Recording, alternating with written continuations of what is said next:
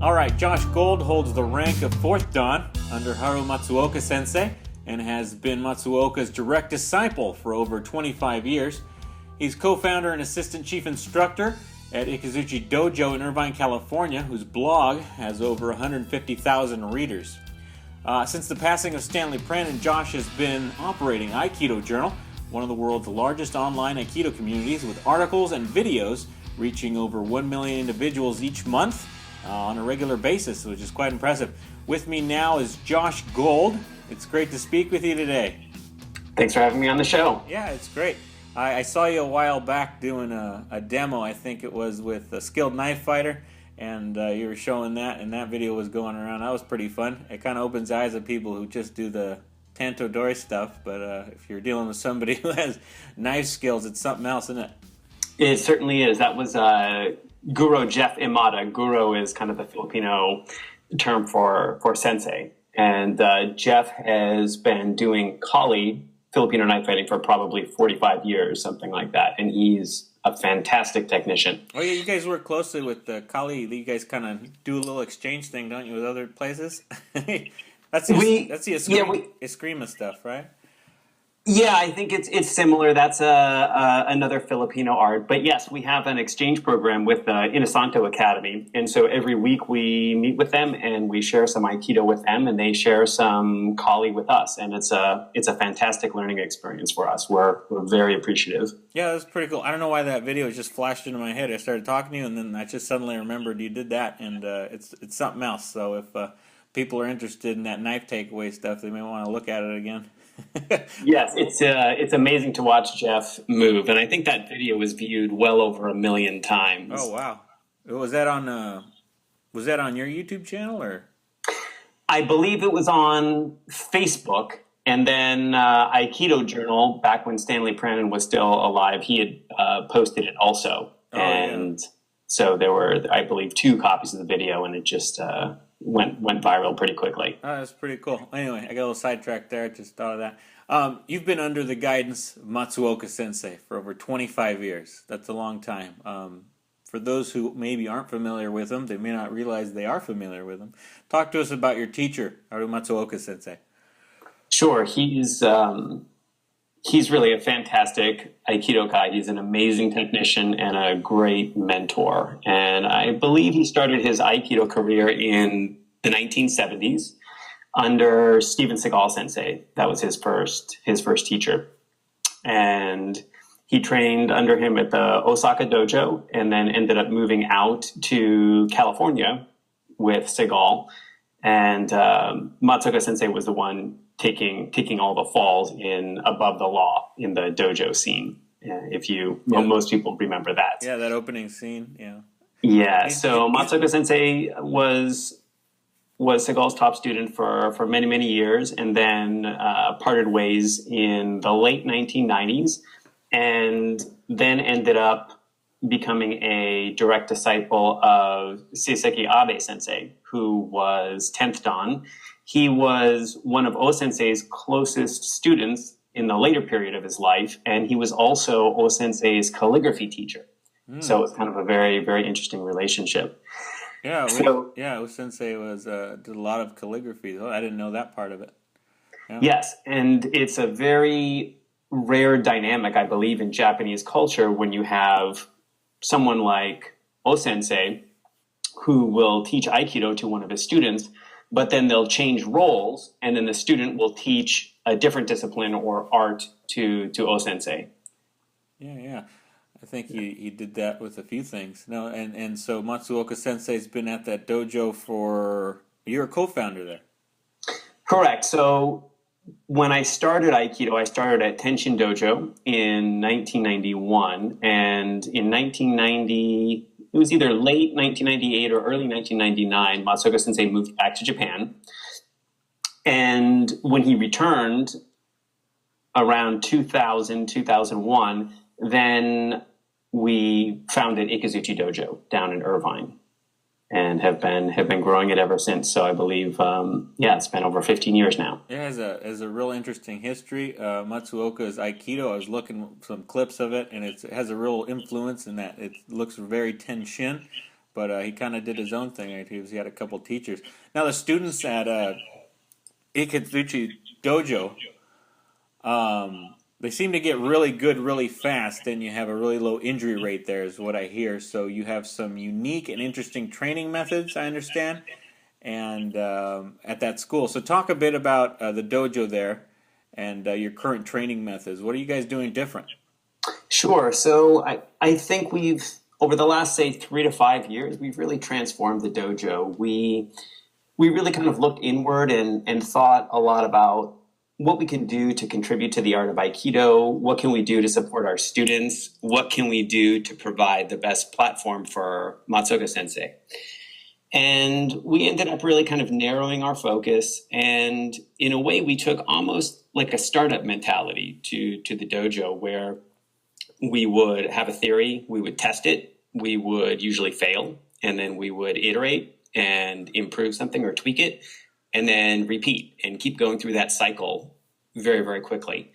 And we eventually got to a place where we were able to really fine tune our instructional system, the curriculum, the culture, everything in a way that seems to create a great experience for the students that train here. They learn quickly, they have fun, and I think it's it creates a really like a great transformational experience for them. And the results kind of speak for themselves. So we had a Q test actually this last weekend, and for those that are somewhat familiar with, let's say, the Tenshin style, which we don't follow that exactly, but the randori aspect of that, it's a very dynamic style of randori.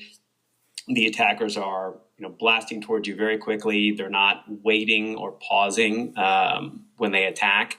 And that's always been a very, very difficult part of the higher level tests. And typically the students will fail during that portion of the test. And this last weekend, we tested 5 people for kind of high level brown belt tests, right before Shodan, and all of them could do it, every single one of them. And we had a woman in her 30s, a woman in her 40s, a man in his 50s, woman in her 50s, and another woman in her 60s. And they could all execute it crisply. And we've never really had that kind of result before. So we're very proud of that. Injury rates are low. We track them. If you play basketball, you'll typically see an injury rate of about 14 injuries per 1,000 hours of training. If you look at tennis, it's 5. Sitting on a stationary bike at the gym is 2, and ours is about 1.5. So that's pretty good considering the dynamic nature of the stuff that we're doing. That's very cool. You do the typical Tenshin randori you mentioned, or they're trying to tackle the person to take them down, right? How long do they typically last doing that? Well, I would say, if I look back, say at my first Q test, I was able to kind of clear the first wave, the first cut when they attack, and then maybe I get one throw off, and then I'm tackled. Yeah. And right, it's very, very difficult. But well, you do the weekend, you do the hand deflections, right? Yes, exactly. So depending on the a little positioning. Different than the other dojos. So yeah, so talk a little bit about those for those who haven't seen them. Sure. So essentially, you have 2 attackers or 3 attackers, or potentially more. Matsuoka Sensei for my last test had me try with 4 attackers, but they basically charge you. It's like this wall of black belts, and you have to kind of wait for just the right moment to move as they're charging, because if you move too soon, they're going to track your movement, and typically you're going to get shoved into a wall or hit the ground. And if you move too late, then of course you get knocked over. So you have to find just the right moment to clear that. And then you want to try to break up the attackers and move them into patterns where you can deal with them one at a time, either doing a hand deflection to clear them or executing some kind of throw if you have the correct timing and distance. Yeah, that's really cool. You talked about a little bit generally about the training methods you have there. Is there any specifics you can give us, kind of the routine that might be a little different than other dojos? Sure. So when we think about training for our students and our instructors, we kind of think about organizing training around 3 different pillars or areas. One of them is group training, which is typically what we do in Aikido. You go to a class, and group classes are a fantastic way to practice your techniques, try it out on different body types, refine your movements, things like that. But there are 2 other areas that we think are equally as important in terms of a martial artist wanting to develop themselves. And one is independent practice. So on your own, each person should kind of have their own customized homework, if you will. And for some people, it means working on mobility if they have, let's say, movement constraints through shoulders or hips, depending on their body type. For some people, they may need to work on balance. Other people may need to work on other things. Some people we may tell them to go read books or watch videos in a certain area to learn something. So we have the group training, we have independent practice, and then we also have one-on-one training or small group training, which we also believe is essential, whether that takes the form of, let's say, like a formal private lesson or just informal mentorship from one of your senior students before class or after class. Because everybody has a different learning profile, everybody has different physical characteristics, and they're coming from a different place. And so when you have individual mentorship, then you're able to really target in on what that individual needs for them to be able to kind of transform or to be able to push themselves to the next level. Yeah, that's really cool. So you're coming at it from not just going to class and going home and that's the end of it till the next class. You're attacking it from 3 different kind of points so the person can not only study in the dojo but at home. I found that helps a lot, actually, just the individual training at home. And you guys have what you said, like a mentorship thing? Yeah, that's right. And there are different ways that practitioners at our dojo can get that kind of individual or small group mentorship. When students prepare for testing at the dojo, let's say that they're going to prepare for a Q test, they'll approach one of their senior students or one of our instructors, and then that person will help them prepare for the test over a period of 1 month or 2 months or something like that. And they'll meet after class or before class, and they'll get individual guidance and instruction, and they'll learn how to make the techniques work best for them. Because when people have different body types, certain techniques work better, and certain techniques don't work so well. So being able to understand that kind of a thing, and being able to understand what they need also in terms of, let's say, attitude, approach, these kinds of things. So that's one way that people get it. A lot of people also do structured personal training sessions with our instructors, and we do over 500 of those a year at the dojo.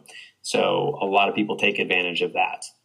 We also offer a special type of small group training program. So what we'll do is we'll really narrow the range down and say, okay, we're going to focus on randori over a 3-month period, and this is only for students, let's say, 2nd Q and above.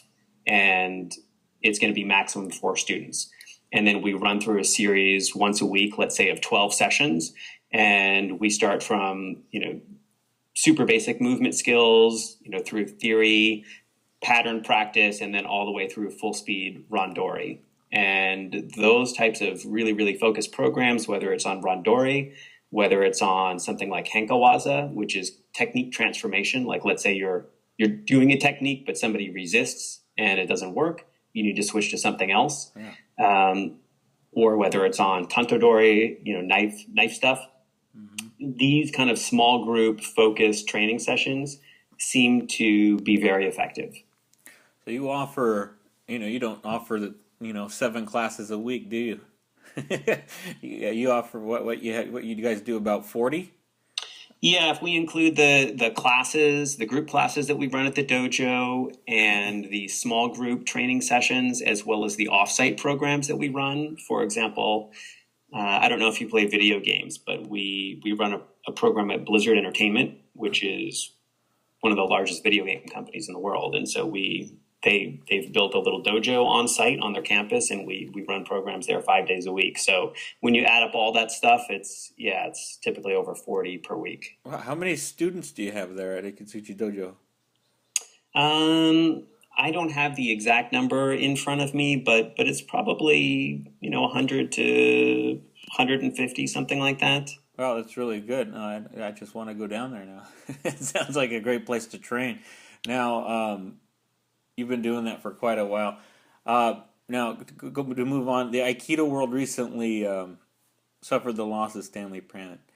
And now, since his passing, you've been operating Aikido Journal. How did that come to be? Talk a bit about Stanley Pranin and where you see the future of Aikido Journal. Sure. So Stanley Pranin,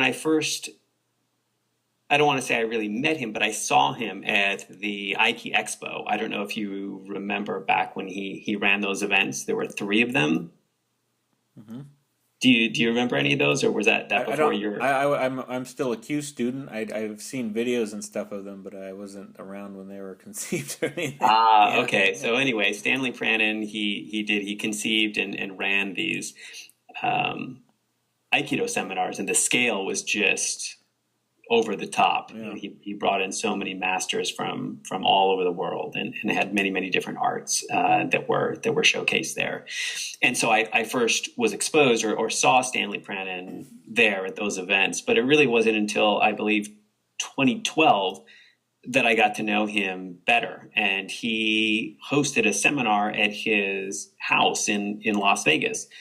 And the concept was essentially that, hey, he's done a ton of research, historical research on Sensei and how his Aikido had developed and changed over the years. And instead of necessarily just doing a historical analysis, he wanted to put it into practice and have people out and actually show them this is how Sensei would do Shihonage from this period of time. And then he would, he changed it, from this period to this period. And here's why I think this changed. And so that sounded fascinating to me. So I went out and went to the seminar and got to know Stan. It was a great experience. And I don't know, we kind of hit it off. And since then we've collaborated on a number of projects, and we've been in communication, I don't know, on a weekly or bi-weekly basis, whether it's phone calls or emails and things like that. So that's kind of that was my relationship with him. And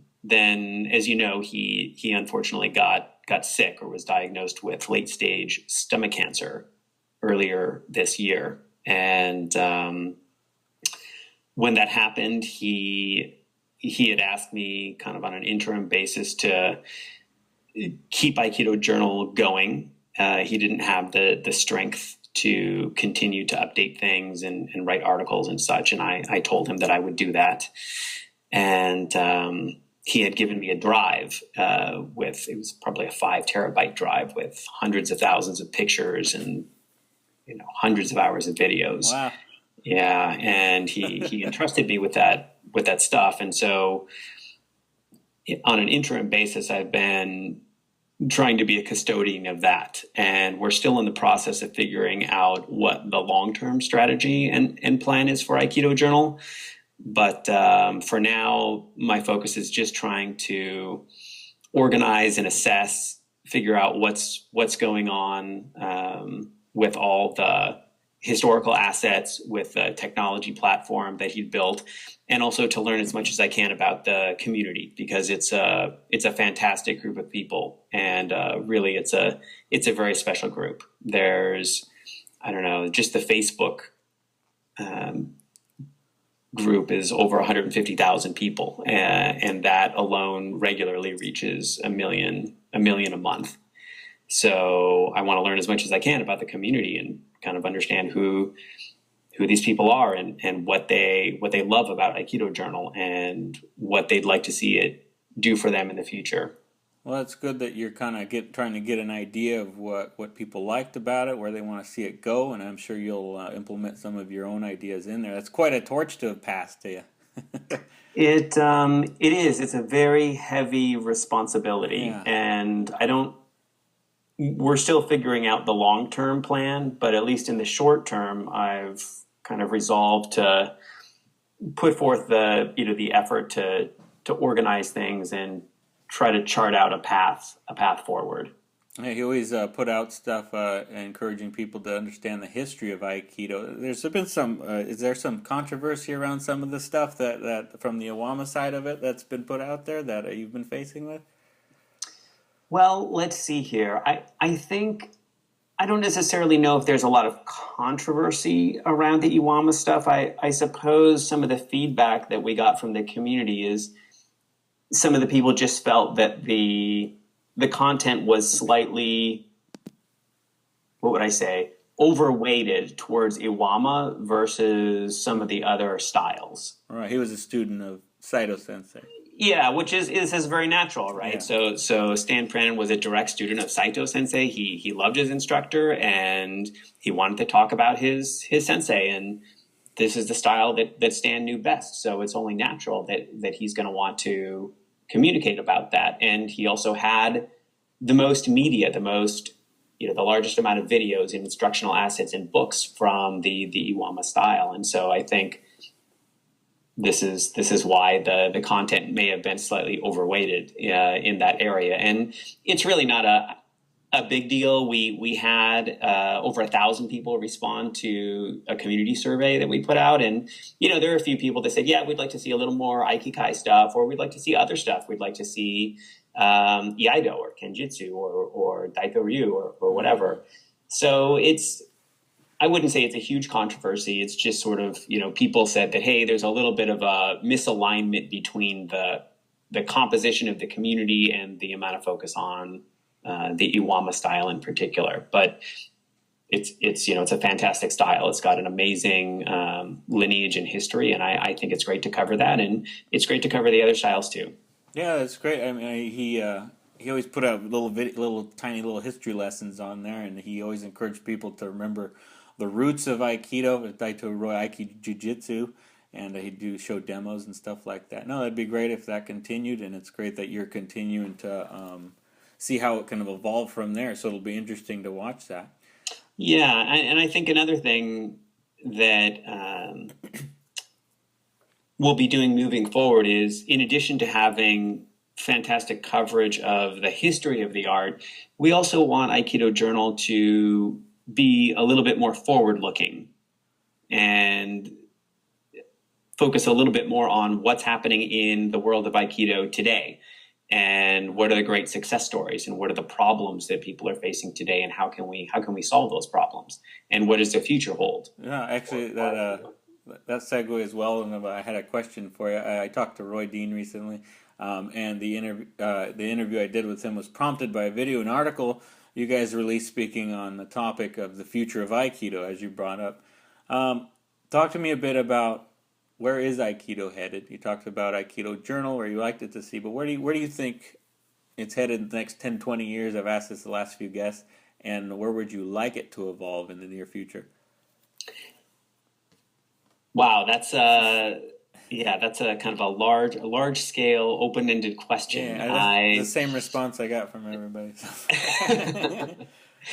I don't necessarily know if I have quite enough domain expertise to really chart out what I think is going to happen with the future of the art over the next, however many years. But I guess one thing that's kind of interesting about Aikido is that there are so many ways you can practice Aikido, and there are so many ways that you can put the philosophy of Aikido into practice, that it's a little bit different than some martial arts. So, for example, if you want to learn to box, you're learning boxing, and that's a great skill, and it's a fantastic art, and that's an application, right? And if you think about this maybe from a technology context, I don't necessarily think of Aikido as an application. Aikido is almost like an operating system, and then you can build all these applications on top of it.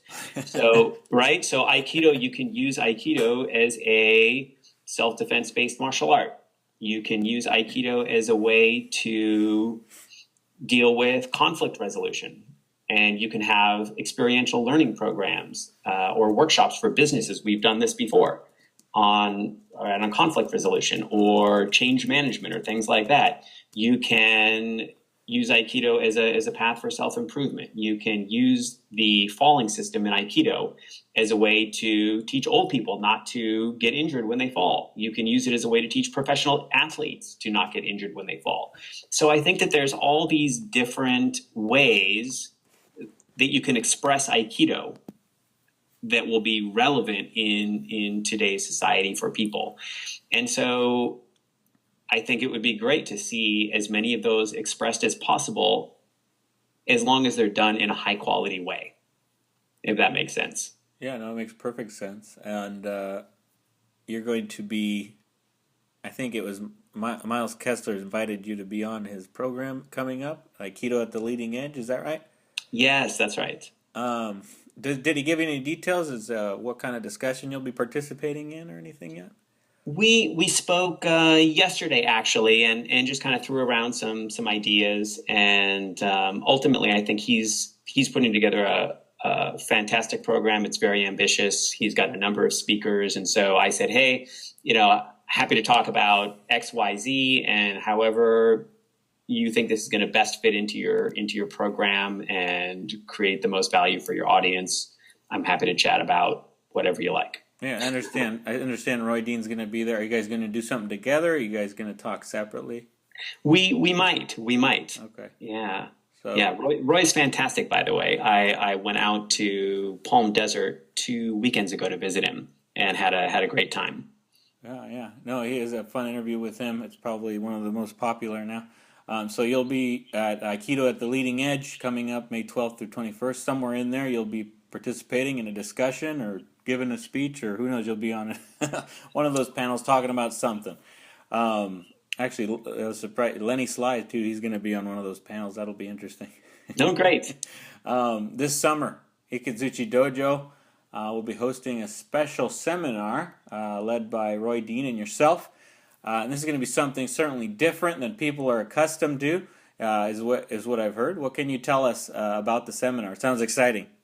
Sure. Yeah, we're excited about it. And when I went out to visit Roy, we talked for quite a while and kind of exchanged opinions and looked at some technical stuff. And he really gave me a fantastic overview of his jiu-jitsu experience, because he has 25 years experience with Brazilian jiu-jitsu and also Japanese jiu-jitsu. Yeah.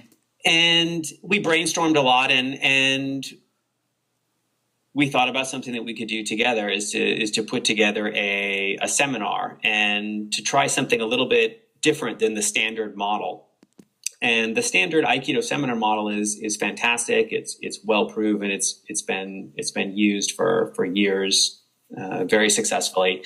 But we also think that there's room for other formats, other types of events. And so, without going into too much detail on the specific curriculum or what we're going to focus on, we're going to be putting together an event that is going to be fairly narrow in focus. So there's going to be a very specific learning objective. So instead of just, hey, it's a seminar with Roy Dean and Josh Gold, it's, hey, this is exactly what we're going to focus on. This is exactly what you're going to learn. And when you walk away from the seminar, this is what you're getting. We're going to have it focused for instructors only and really limit the size of the event. And by doing that, we can really target the curriculum to kind of a certain level of people. And we really want this to be a serious professional learning event for people. So we're going to request that they do some homework up front. They're going to have some reading to do. They're going to need to produce some short videos for us so that we can look at everybody's movements before we get together for the seminar. We're going to be going over new techniques, new training methods, all of which are directly relevant to Aikido practice, that we do every day in the dojo. And because all the attendees are going to be instructors, not only are we going to cover that kind of curriculum, but when they leave, they're going to have a blueprint that they can take to go back to their own dojos to run workshops that they can use to, they can tweak the blueprints or whatever they want to do, but they'll basically have tools and a framework so they can go back and share this stuff with their own dojos. It's cool. It sounds like you're participating certainly in the potential evolution of Aikido, at least out here in California. That sounds interesting. It sounds like Roy Dean's bringing some of his experience in Brazilian Jiu-Jitsu to this seminar. You mentioned kind of targeted lesson plans, right? I know in Jiu-Jitsu they'll have just seminars where all they do is, like just focus on chokes, or they'll just do something in half guard or something like that, and they'll just focus the entire seminar around, one small specific area. Is that kind of where it's headed? Exactly. And they do this in many fields. If you go to a yoga workshop, for example, usually it'll be quite targeted. You're going to focus on arm balances, or you're going to focus on inversions or something like this. Or if you go to a technology conference or a workshop, there's going to be one specific thing. You're going to learn how to do, XYZ using Photoshop or something like this. And it seems like there's certainly value in communicating up front exactly what you're going to learn and what the focus is going to be, because then the people that are attending, there's a clear purpose and they can decide if they're interested in that or not. And then for the people that are leading the workshop or the seminar, it forces us to really focus in on how can we teach this or transfer knowledge most effectively in this very specific area. That's very cool. You guys don't have the details up yet. How many days do you think this will be, or this will be a day thing, or? Yeah, it's going to be a single day event, but a full day event. And we decided to really try to distill everything down into a single day, because we want to make it easy for people that may be traveling. So if somebody has to drive an hour or an hour and a half, or if they want to fly out and just do a single overnight, we just want to make it easy and as efficient as possible for people. But the format will be something along the lines of, in the morning we're going to have introductions and opening remarks. There'll be, say, a 2-hour technical session. There'll be a lunch where we'll have lunch brought in and all that's taken care of. And then during the lunch session, we'll have some videos to review that are related to the curriculum for the event. And then we'll have kind of an hour, let's say, Q&A and show and tell session, another 2-hour technical session. And then we'll have a dinner and discussion where we'll have a structured discussion around some topics that we think are important for Aikido instructors to talk about and maybe share ideas. That's very cool. Sounds like a very holistic way of doing it, instead of just going to a seminar doing technique. Typically, you go to an Aikido seminar and you might do everything. So you do a little Ikkyo, some Shihonage, you do a little bit of this and that, but you guys are targeting it. It's really interesting. I think that'd be a real strong way to improve things. You could do little mini seminars here and there, and I think it'd really improve people's techniques and views of things. Yeah, we think so. And the standard seminar model, it's great. And there's I go to those seminars and they're fantastic. So this isn't designed to sort of replace those things. This is just another model that I think warrants exploration. Yeah, certainly, and maybe we'll see more of this model popping up elsewhere. If this is a success, that'd be fun to go to. I hope to see the ads for that coming up here soon, and that's coming up this summer, so watch for that.